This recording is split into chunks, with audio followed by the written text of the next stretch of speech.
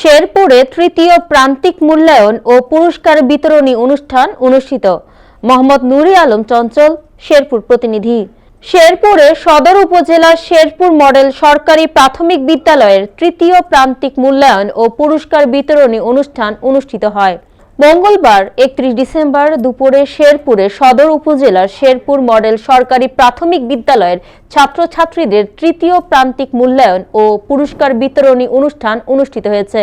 এ সময় শেরপুর সদর উপজেলা এটিও ও মোহাম্মদ মনিরুজ্জামান আরজুর সভাপতিত্বে সহকারী শিক্ষিকা স্নিগ্ধা দে ও সহকারী শিক্ষিকা ফারজানা আলম স্মৃতির সঞ্চালনায় প্রধান অতিথি হিসেবে উপস্থিত ছিলেন পৌর প্রশাসক উপসচিব মোহাম্মদ তোফায়েল আহমেদ। সম্মানিত অতিথি হিসেবে উপস্থিত ছিলেন জেলা প্রাথমিক শিক্ষা অফিসার মোহাম্মদ ওবায়দুল্লাহ।